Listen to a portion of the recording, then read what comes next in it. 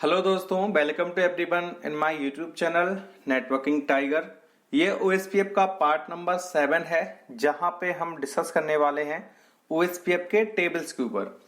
जी हाँ दोस्तों, इस वीडियो में हम डिस्कस करेंगे कि जो OSPF में हमारे पास टेबल्स होती हैं वो कितने टाइप्स की टेबल होती हैं और किस टेबल का क्या मतलब है, मतलब वो टेबल किस पर्पज से यहाँ पे OSPF में यूज होती है और उस टेबल में हमें किस किस चीज की इंफॉर्मेशन देखने को मिलेगी।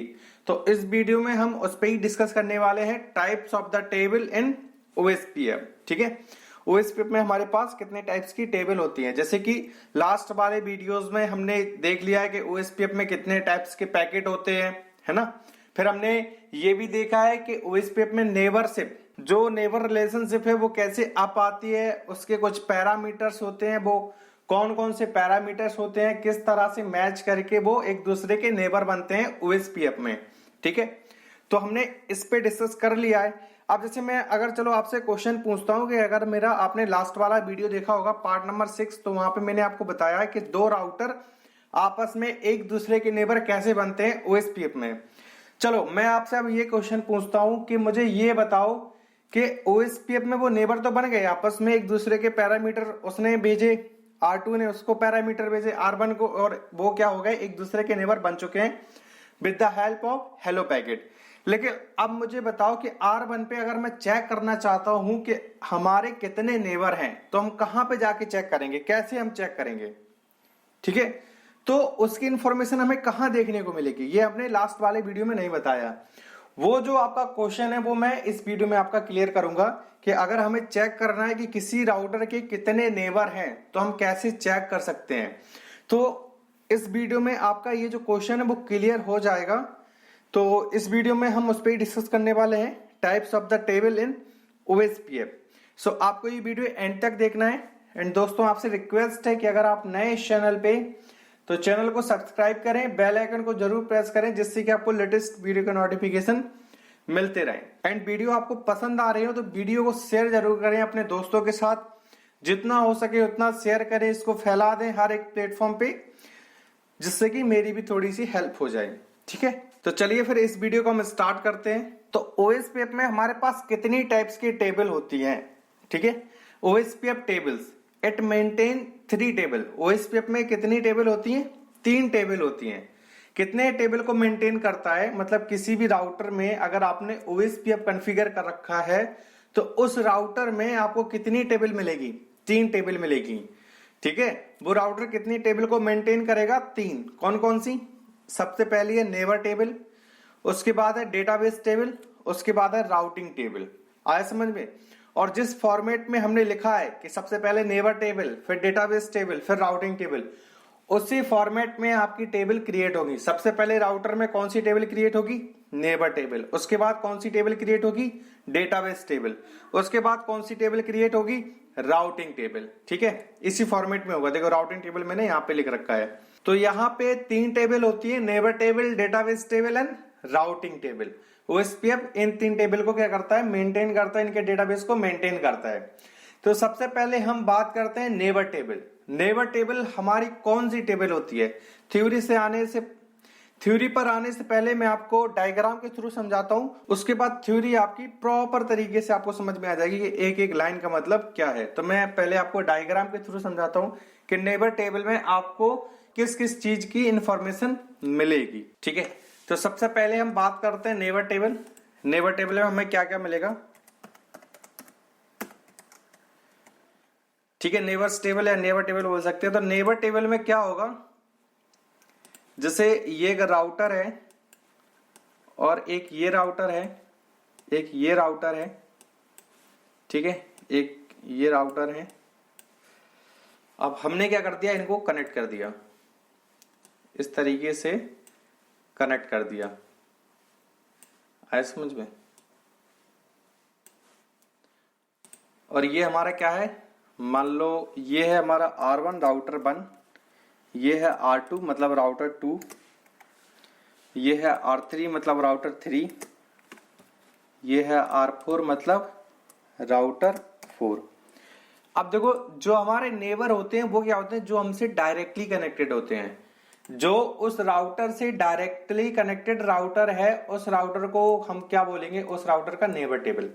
जैसे R2 से डायरेक्टली कनेक्टेड कितने राउटर हैं, डायरेक्टली कनेक्टेड कितने राउटर हैं, एक है R3 एक है R1।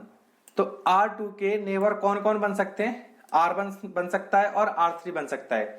अब अगर कोई बात करे R4 तो R4 बिल्कुल ही नहीं बनेगा, क्योंकि R2 से R4 डायरेक्टली कनेक्टेड नहीं है, किसके थ्रू कनेक्टेड है, बाया R3। ठीक है, इसके बीच में एक राउटर पड़ रहा है, कौन सा, R3। अगर ये लिंक ऐसे कनेक्टेड होती, कैसी, R2 से डायरेक्टली R4 पे, तो R2 का R4 भी नेबर होता, लेकिन ऐसा कनेक्टेड नहीं है इस केस में। तो R2 से डायरेक्टली कनेक्टेड राउटर कितने हैं, 2। तो R2 के नेबर कौन होगा, R3 एंड R1। ठीक है, तो R2 पे जैसे आप OSPF कॉन्फ़िगर करोगे और इस इंटरफेस को एडवर्टाइज करोगे, जैसे कि लास्ट वाले वीडियो में हम डिस्कस कर चुके हैं, तो इस इंटरफेस पे क्या होगा, हेलो पैकेट सेंड होगा, इस साइड भी इस साइड भी। तो हेलो पैकेट में कुछ पैरामीटर्स जाएंगे, पैरामीटर्स अगर वो सेम पाए जाते हैं इस राउटर पे भी, तो R3 क्या बन जाएगा, R2 का नेबर बन जाएगा और R2 R3 का नेबर बन जाएगा। सेम R2 R1 का नेबर बन जाएगा और R1 R2 का नेबर बन जाएगा। तो इन दोनों राउटर की इंफॉर्मेशन अगर हमें चेक करनी है राउटर 2 पे, तो किस टेबल में हमें मिलेगी, नेबर टेबल में। किस टेबल में मिलेगी हमें, नेबर टेबल में।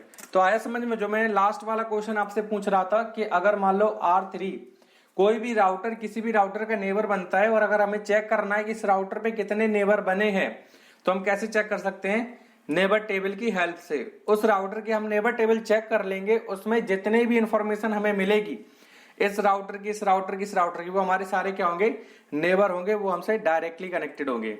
ठीक है, तो नेबर टेबल में क्या होती है, जो भी हमसे डायरेक्टली कनेक्टेड राउटर है उसकी इंफॉर्मेशन हमें कहां मिलेगी, नेबर टेबल में। देखो इसके नाम से ही समझ में आ रहा है नेबर टेबल। नेबर टेबल का मतलब क्या है, पड़ोसी की डिटेल्स। तो पड़ोसी हमारा कौन है, R2 का पड़ोसी कौन है, R3। तो R3 की डिटेल्स हमें कहां मिलेगी, नेबर टेबल में। ठीक है, R1 की डिटेल्स हमें कहां पे मिलेगी, नेबर टेबल में। अब R3 के अगर कोई पूछता है R3 के नेबर बताओ, तो R3 के 2 नेबर है, कौन है, R2 and R4, R4 and R2। तो R3 पे जब आप नेबर टेबल चेक करोगे तो R2 की इंफॉर्मेशन मिलेगी एंड R4 की इंफॉर्मेशन मिलेगी। अब अगर कोई आपसे पूछता है कि R4 का नेबर बताओ, तो R4 का एक ही है, क्योंकि R4 से डायरेक्टली एक ही राउटर कनेक्टेड है जो कि है R3। तो R3 की इंफॉर्मेशन आपको कहां मिलेगी, नेबर टेबल में। तो अगर OSPF में नेबर टेबल आपको चेक करनी है तो आप कमांड क्या चलाओगे, सो IP OSPF नेबर।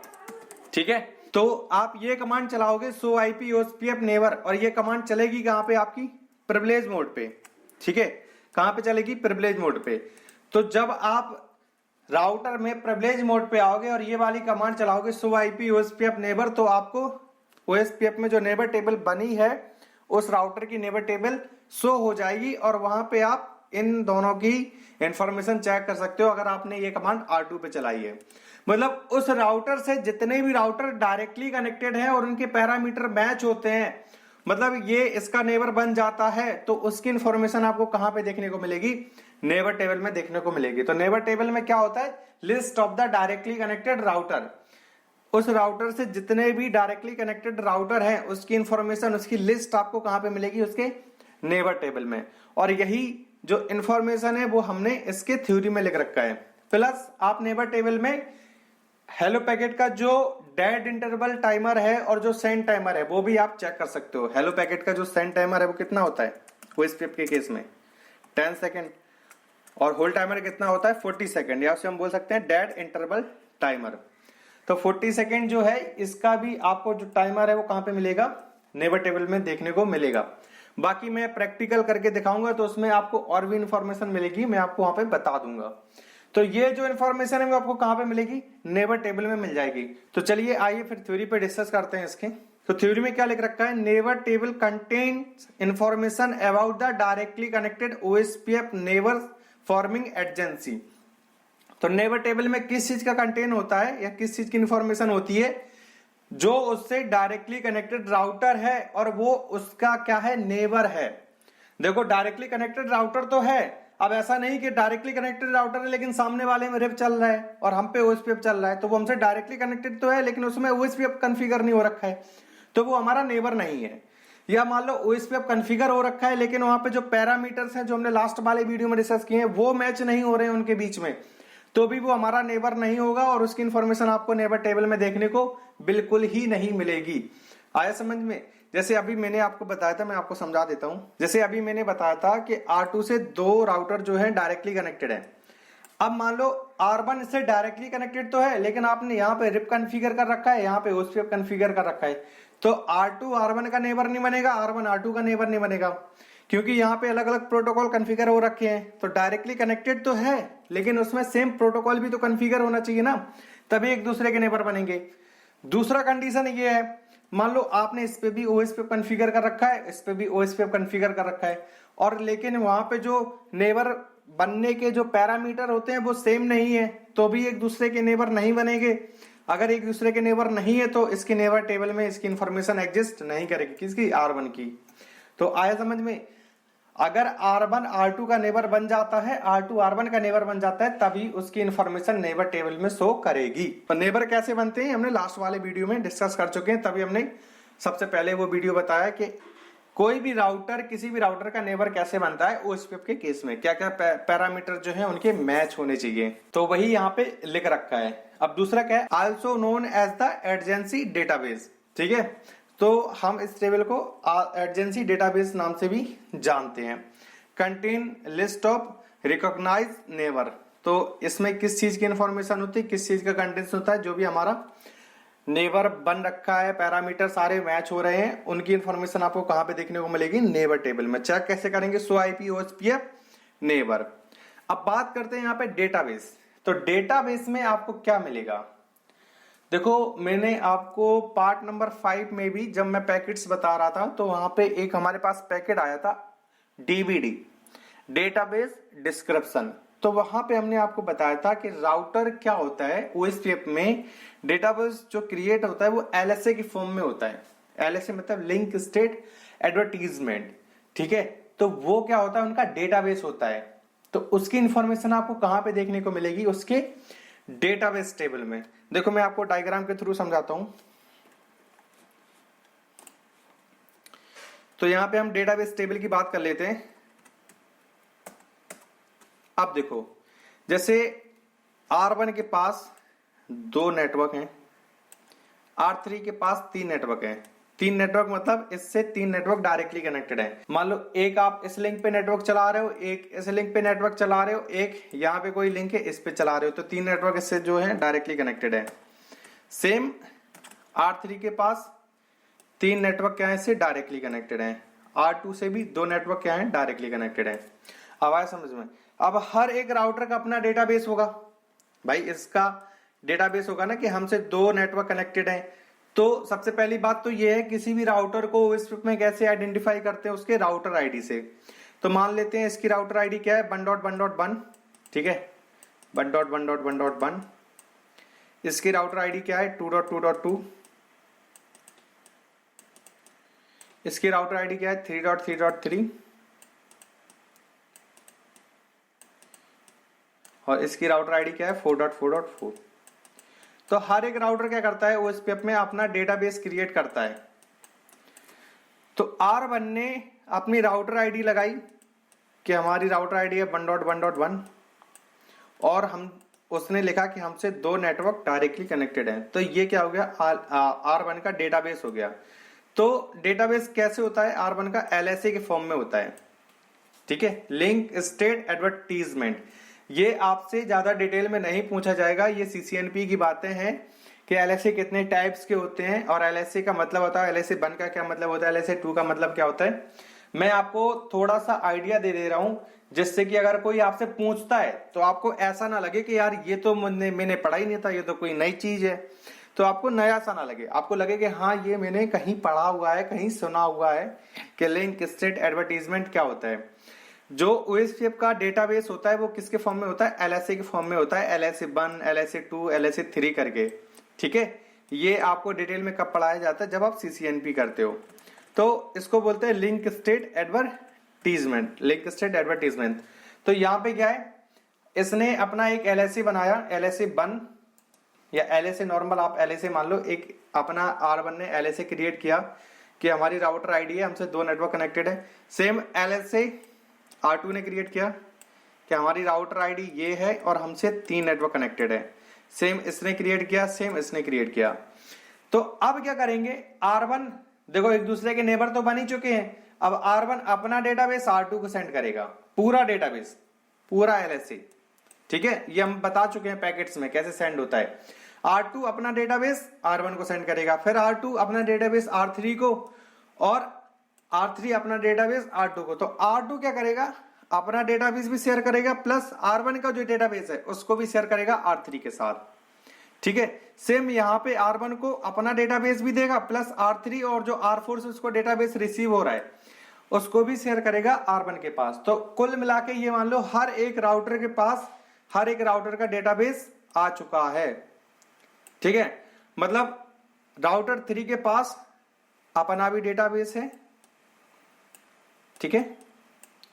R2 का भी डेटाबेस है कि R2 की राउटर आईडी ये है और इसके साथ ये 2 नेटवर्क या 3 नेटवर्क कनेक्टेड हैं। R1 का भी डेटाबेस है, आया समझ में, और R4 का भी डेटाबेस है। मतलब हर एक राउटर के पास, हर एक राउटर का डेटाबेस पहुंच गया, पूरा डेटाबेस पहुंच गया है। मतलब कोई भी इंफॉर्मेशन नहीं बची है, विथ मैट्रिक सारी चीजें पहुंच गई हैं। तो मैं एक R3 का एग्जांपल ले लेता हूं कि R3 के पास हर एक राउटर का डेटाबेस आ चुका है, अपना भी डेटाबेस है, R2 का भी डेटाबेस है, R1 का भी डेटाबेस है, R4 का भी डेटाबेस है। तो ये पूरा डेटाबेस आपको कहां पे देखने को मिलेगा, R3 की डेटाबेस टेबल में। कहां पे देखने को मिलेगा, R3 की डेटाबेस टेबल में। ओके, आया समझ में। सेम R2 के पास सारा डेटाबेस आ गया, मतलब हर एक राउटर का। तो R2 पे अगर आप चेक करना चाहते हो कि R4 से कितने राउटर कनेक्टेड हैं, तो अब R2 का डेटाबेस चेक कर लो। R2 के डेटाबेस में R4 का डेटाबेस एग्जिस्ट करता होगा, वहां से आप चेक कर सकते हो कि R4 से, मतलब राउटर 4 से कितने नेटवर्क जो है डायरेक्टली कनेक्टेड हैं। समझो मैं क्या कहना चाहता हूं। जैसे मान लो आप R1 पे बैठे हो और R1 के पास हर एक राउटर का डेटाबेस है अपने डेटाबेस टेबल में। मतलब R2 का भी डेटाबेस आ गया, R3 का भी डेटाबेस आ गया, R1 के पास R4 का भी डेटाबेस आ गया। अब आप क्या कर सकते हो, R1 पे ही बैठे बैठे R4 का डेटाबेस चेक कर सकते हो कि R4 से डायरेक्टली कनेक्टेड नेटवर्क कितने हैं, क्योंकि R4 के पास यार सारी इंफॉर्मेशन एग्जिस्ट करती है। जैसे मान लो ये आप 3 ग्रुप हैं, ठीक है। इसके पास 2 बंदे हैं, इसके पास 5 बंदे हैं, इसके पास 10 बंदे हैं। अब इस ग्रुप ने अपनी इंफॉर्मेशन इसको शेयर कर दी, इसको कर दी, तो इसके पास इंफॉर्मेशन आ गई कि इस ग्रुप के पास 5 बंदे हैं। सेम इसकी भी इंफॉर्मेशन आ गई, इस ग्रुप के पास 10 बंदे हैं। तो मतलब हर एक ग्रुप की इंफॉर्मेशन आ गई। सेम इसके पास भी आ गई कि इस ग्रुप के पास 5 बंदे हैं, इस ग्रुप के पास 2 बंदे हैं। तो अब अगर आप इस ग्रुप से इस ग्रुप की डिटेल पूछना चाहते हो तो क्या ये ग्रुप नहीं बता पाएगा? जब इसके पास इंफॉर्मेशन है बिल्कुल बता पाएगा। सेम यहाँ पे वही केस है, ठीक है, आए समझ में। तो अगर आपको ये इंफॉर्मेशन चेक करनी है तो आप कहां पे चेक करोगे, डेटाबेस टेबल में। तो किसी भी राउटर की डेटाबेस टेबल हम कैसे चेक करते हैं OSPF में, जैसे अभी हमने कमांड चलाई थी show IP OSPF neighbour, same यहाँ पे चलाते हैं शो IP OSPF डेटाबेस। और ये आप कमांड कहां पे चलाओगे, प्रिविलेज मोड पे। कहां पे चलेगी ये कमांड, प्रिविलेज मोड पे। तो आया समझ में। डेटाबेस टेबल में क्या होगा, हर एक राउटर का डेटाबेस एग्जिस्ट कर रहा होगा, ठीक है। यही हमने थ्योरी में लिख रखा है, विद मैट्रिक एट्रिक सारी चीजें। तो डेटाबेस टेबल समझते हैं। Database table contain information about the entire view of the topology with respect to each other. जो एंटायर टोपोलॉजी है, जितने भी नेटवर्क कनेक्टेड हैं किसी भी राउटर से, उसकी इंफॉर्मेशन आपको कहां पे देखने को मिलेगी, डेटाबेस टेबल में देखने को मिलेगी। टिपिकली रिफर्ड टू LSDB, मतलब इसको LSDB लिंक स्टेट डेटाबेस भी बोलते हैं। LSDB जो हमारा पैकेट होता है, ठीक है। Contain information about all router and their attach link in the area और नेटवर्क। मतलब इसमें किसकी इंफॉर्मेशन आपको देखने को मिलेगी, जिस राउटर से जितने भी नेटवर्क कनेक्टेड है उस एरिया में, उसकी इंफॉर्मेशन आपको डेटाबेस टेबल में देखने को मिलेगी, जो अभी हमने थ्योरी में बता रखा है। अब बात करते हैं राउटिंग टेबल। तो राउटिंग टेबल में तो देखो सभी को पता है कि राउटिंग टेबल में क्या होते हैं, बेस्ट पाथ। किसी भी डेस्टिनेशन तक पहुंचने के लिए उसके पास जो बेस्ट पाथ होगा उसकी इंफॉर्मेशन आपको कहां पे मिलेगी, राउटिंग टेबल में देखने को मिलेगी। तो राउटिंग टेबल क्रिएट कैसे होती है उस पर हम डिस्कस करते हैं। अब इस टोपोलॉजी को हटाते हैं, हम ऐसे बना लेते हैं। जैसे ये एक राउटर है, ऐसे बनाते हैं, ये एक राउटर है, एक राउटर ये है, एक राउटर ये है। देखो ध्यान से समझना मैं क्या समझाना चाहता हूं कि राउटिंग टेबल आपको कैसे ओएसपीएफ में क्रिएट होती है। अगर आपने ये समझ लिया ना तो ओएसपीएफ का आपको एसपीएफ एल्गोरिदम समझ में आ जाएगा कि एसपीएफ एल्गोरिदम आपकी कैसे काम करती है। तो ये हमारा है मान लो R1, ये है हमारा R2, ये है हमारा R3, ये है हमारा R4 यानी कि राउटर 4। अब मान लो कोई एक नेटवर्क है, ठीक है, जो इस लिंक से कनेक्टेड है, मान लो 192.168.1.0/24 और ये लिंक कौन सी है, 100 Mbps की है, ठीक है। तो 100 Mbps का जो मैट्रिक होता है वो मैं आपको बता चुका हूं कितना होता है, मतलब इसका कॉस्ट कितना निकलेगा, आई थिंक 10 होता है। 100 Mbps का जो मैट्रिक होता है 10 ही होता है। 100 Mbps का आई थिंक 1 होता है मैट्रिक, 10 Mbps का 10 होता है। हाँ 100 Mbps का जो आपका कॉस्ट होगा वो 1 होगा, क्योंकि हम अगर कॉस्ट को 10 की पावर 8 डिवाइडेड बाई 100 Mbps को बिट में हम जब चेंज करेंगे तो 10 की पावर 8 ही आएगा, तो इसका कॉस्ट कितना आ गया, 1 आ गया, ठीक है। तो ये समझो 1 आ गया। अब यहाँ पे क्या होगा, R3 का डेटाबेस क्रिएट होगा। तो R3 से ये क्या है, 3 नेटवर्क कनेक्टेड है। यहाँ पे मान लो नेटवर्क चल रहा है आपका 10.0.0.0/8, यहाँ पे नेटवर्क चल रहा है 20.0.0.0/8, यहाँ पे आपका नेटवर्क चल रहा है 30.0.0.0/8 और यहाँ पे 40.0.0.0/8। अब देखो R1 का R2 का डेटाबेस क्या है, R2 अपना डेटाबेस क्रिएट करेगा तो उसमें लिखेगा इस राउटर की एक राउटर आईडी होगी। तो मान लेते हैं इसकी राउटर आईडी है 2.2.2 और इस राउटर की राउटर आईडी है 1.1.1।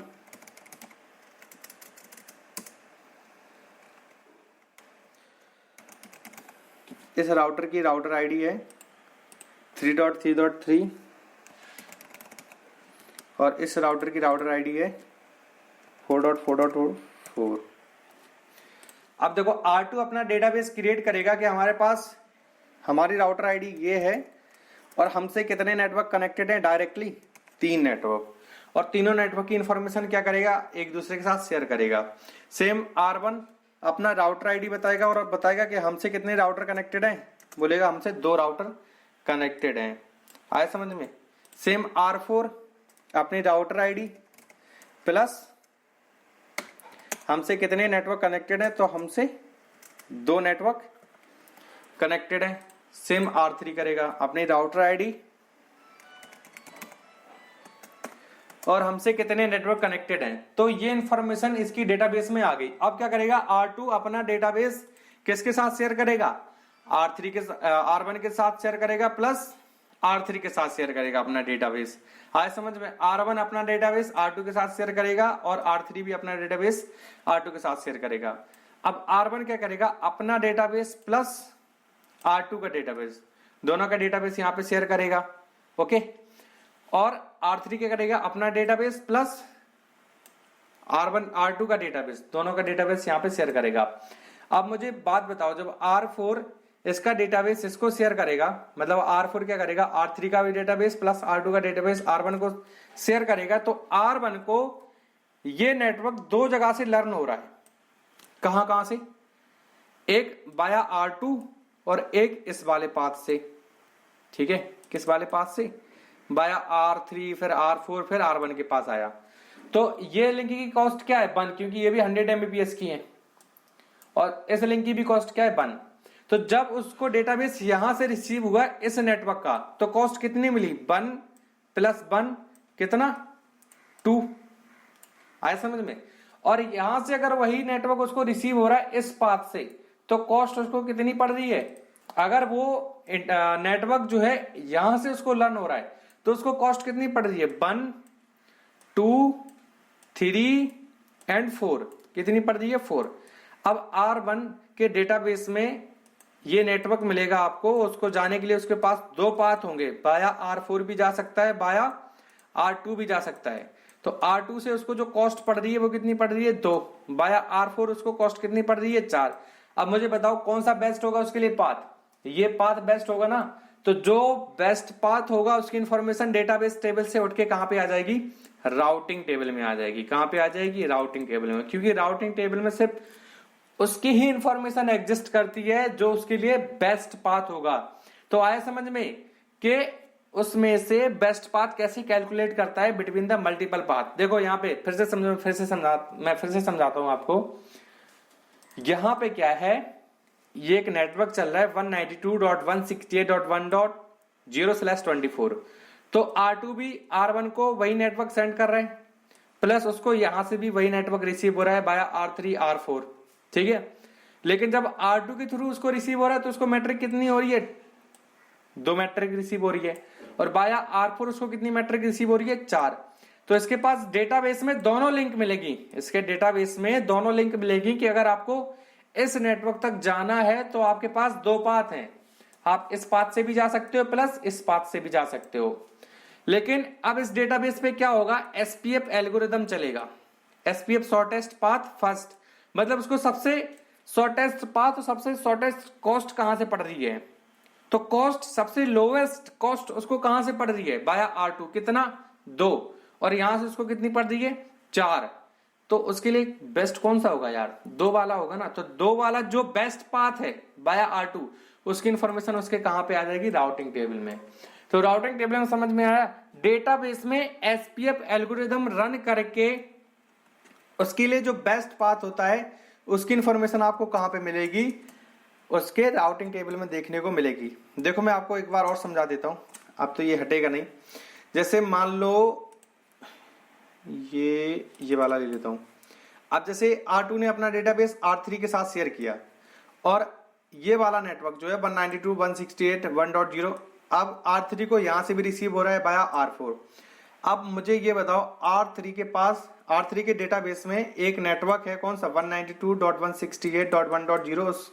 वहां तक जाने के लिए उसके पास दो पाथ हैं, बाया R4, बाया R2।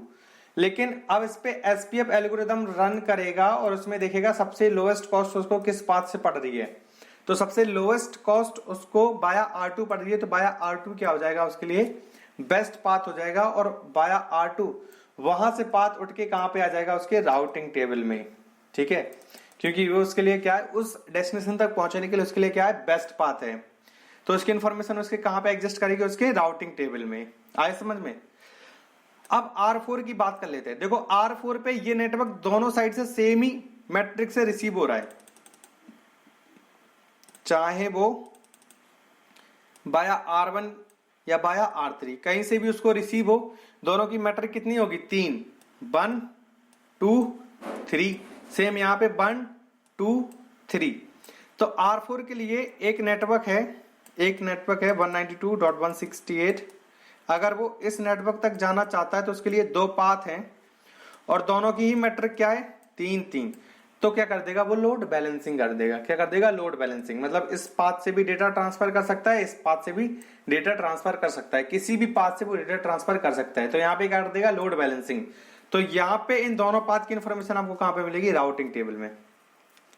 ठीक है, जो उसके लिए बेस्ट पाथ होगा उसकी इंफॉर्मेशन उसको कहां पे मिलेगी? उसके राउटिंग टेबल में देखने को मिलेगी। तो राउटिंग टेबल कैसे क्रिएट होती है? उस राउटर के डेटाबेस में SPF एल्गोरिदम रन होता है और उसमें से जो बेस्ट पाथ निकलता है उसकी इंफॉर्मेशन कहां पे आ जाती है, उसके राउटिंग टेबल में आ जाती है।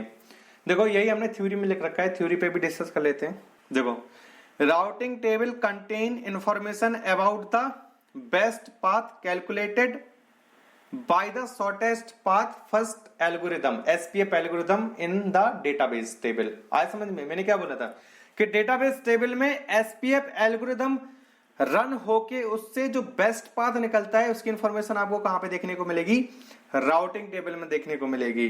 Commonly named as forwarding database, routing table को हम फॉरवर्डिंग डेटाबेस भी बोल सकते हैं क्योंकि हमें उस नेटवर्क तक अपने डेटा को फॉरवर्ड करना है, तो इसलिए हम राउटिंग टेबल को फॉरवर्डिंग डेटाबेस भी बोल सकते हैं। Contain list of the best path to each destination, मतलब किसी भी डेस्टिनेशन तक पहुंचने के लिए उसके लिए जो बेस्ट पाथ है उसकी इंफॉर्मेशन आपको कहां पे देखने को मिलेगी, राउटिंग टेबल में देखने को मिलेगी। तो ये तीनों टेबल की थ्योरी थी, neighbour table, database table and routing table. Next video में हमारे पास कुछ पिक्चर्स हैं, कुछ पीपीटी में हमने बना रखा है जिसके थ्रू आपको और भी समझ में आएगा नेबर टेबल क्या होती है, डेटाबेस टेबल क्या होती है, राउटिंग टेबल क्या होती है। तो उसमें मैं आपको डायग्राम के थ्रू समझाऊंगा, कुछ डायग्राम है हमारे पास।